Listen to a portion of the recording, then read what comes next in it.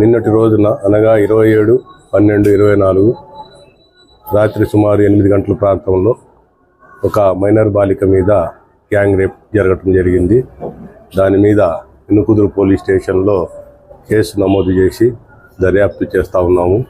కానీ కొన్ని మీడియాల్లో కొన్ని ఛానల్స్లో ఆ పాప యొక్క కాళ్ళు చేతులు బంధించి రేప్ చేశారని, అలాగే రేప్ చేసిన వాళ్ళు గంజాయి బ్యాచ్ అని రావటం జరిగింది.